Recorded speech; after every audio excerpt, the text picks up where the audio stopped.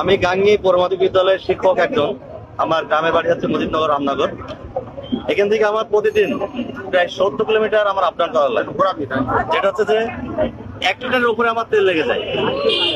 এই যে লম্বা লম্বা লাইন, এটা তো আমাদের কখনো এটা সম্ভব না। এখানে আমার তেল পাচ্ছে 300 টাকা, 400 টাকা, 500 টাকা, এটা 3 দিন আমাদের শেষ হয়ে যায়। এটা কোন সম্ভব? তো আমি আমাদের প্রশাসন এবং আমাদের জনমাদেরকে একটা কথা বলবো, অন্তত যারা চাকরিজীবী, যারা শিক্ষক এবং আরো চাকরি বন্ধুরা আছে, তারা যেন একটা আলাদা লাইন পায়। আর যদি এই লাইনটা যদি ভঙ্গ হয়ে যায়, তার জন্য তো আরো অনেক ভালো।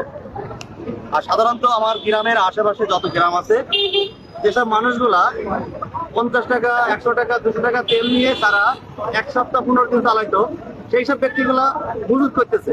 আমি একটা কথা বলতে চাচ্ছি যে সেই সব ব্যক্তিগুলা যাতে আর মজুত না করে। তার কারণ ওই যে মজুত করে তেলগুলা যেগুলো আটকাই দিয়েছে, তারা এখন 1 মুঠ টিফেল ট্যাঙ্কির মধ্যে তেল ভরবে, তারপর যেন তারা গাড়িগুলো চালায়। আর সেই সব ব্যক্তিগুলোদের জন্য আমাদেরকে আজকে লাইনে দাঁড়াতে হচ্ছে। আমরা কেন লাইনে দাঁড়াবো?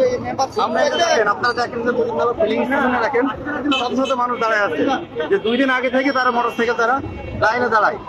এই দুর্ভোগটা কবে থেকে কমবে? তেলের কিন্তু সংকট নাই। এখানে আমাদের পাশে মেম্বার দাঁড়িয়ে আছে, ট্রেনের মুখ থেকে আপনারা একটু শোনেন। আসসালামু আলাইকুম।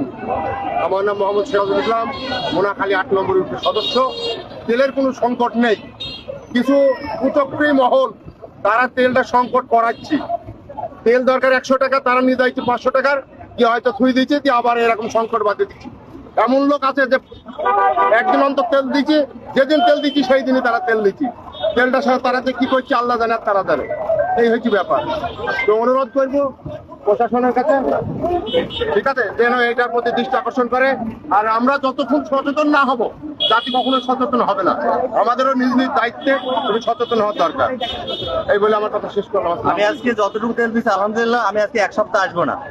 তো আমি চাই যারা মজুত করেছেন তারা আর এসেন না, লাইন আর করার দরকার নাই। সবাই শেয়ার করে সবাইকে দেখার সুযোগ করে দেন এবং এই লাইনটা ছত্রভঙ্গ করে দেন, যাতে সুন্দরভাবে আমরা ফ্রিভাবে সবাই তেল নিতে পারি। ধন্যবাদ।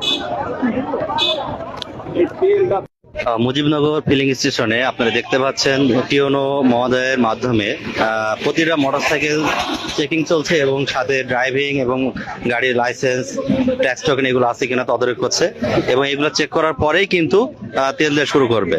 এবং যাদের কাগজপাতি নাই তাদের গাড়িগুলা সরাই দিচ্ছে। আপনারা দেখতে পাচ্ছেন যে অলরেডি তারা সাক্ষাৎকার নিচ্ছে এবং তারা অনটেস্ট গাড়ি পাইলেই তারা সেগুলো গাড়িগুলা সরাই দিচ্ছে।